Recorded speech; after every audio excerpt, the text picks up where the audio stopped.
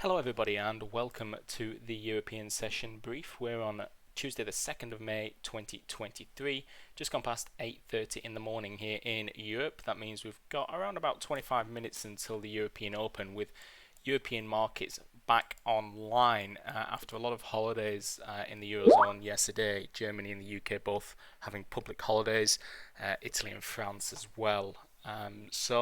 What are some of the headlines that we can go through this morning? I'm just checking out here a few from Bloomberg.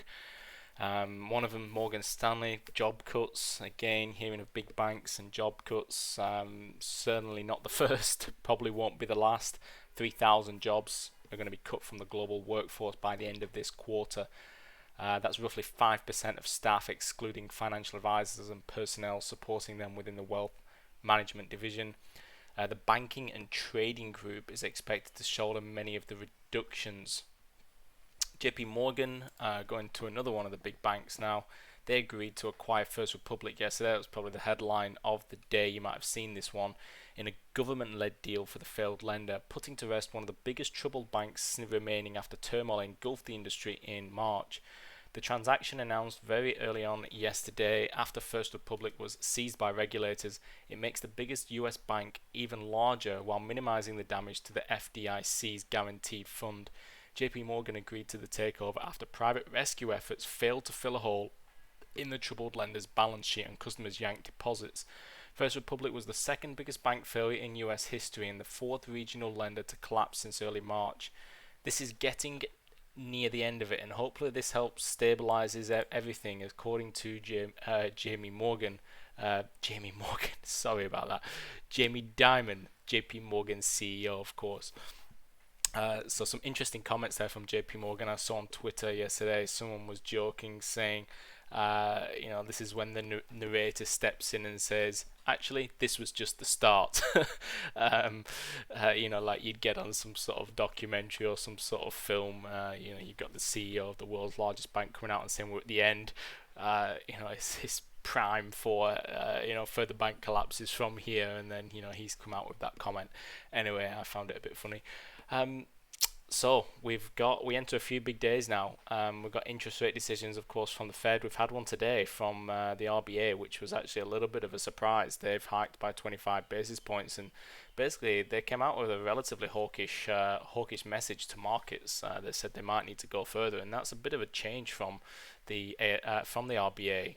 So their forward guidance has not been very good because they basically told markets or told came out last month and said, this is likely the end, this is the pause, everything's looking pretty sweet.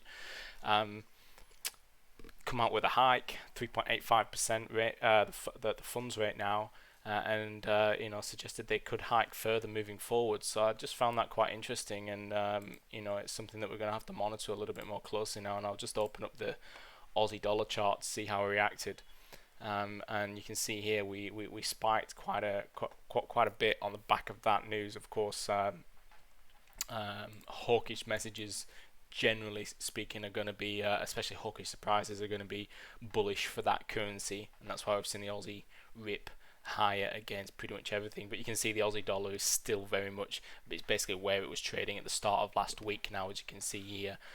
So it's not like we've gained anything on the back of that essentially, but we've just come off those lows, that current yearly low, 0.6565, and now trading into 0.67.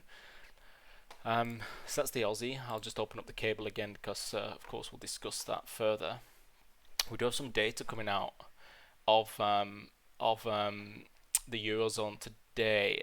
What have we got? We've got we've got the quarterly survey of bank lending. That'll show how banking issues have affected credit availability in the Eurozone. We've also got some PMIs in the UK, France, Germany, and other countries. We've got some corporate results. We've had BP already announced. I posted that inside the chat. $5 billion profit. I can see that making some headlines in the UK. That's for sure during the cost of living crisis. And then there's a rather expensive coronation going on the weekend as well. I'm not sure if you've seen anything about that. So here we are, cable, pretty steady as we head into the European session. We've basically just traded back below the 0.2525. Haven't been able to gain traction yesterday whatsoever for a push high. Remember last week we we secured a really strong close at new yearly highs. We've basically given that back. Now we're trading back under that resistance level already, so a false break there it would seem.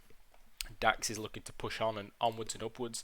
Remember, this is trading now at new yearly highs, and we're not far away from all-time highs. Another 300 points or so, 350 points, and we'll be at new all-time highs like the FTSE was earlier.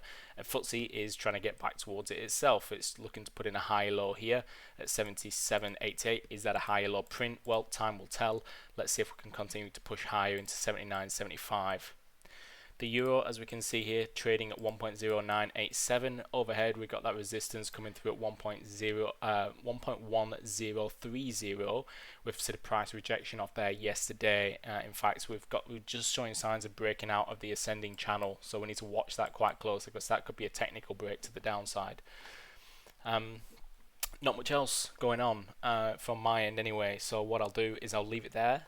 I will post this, of course, inside the chat room, and I'll discuss markets with you until, well, for the rest of the day. I'll see you all inside the Crypto Brief. Thanks, and bye for now.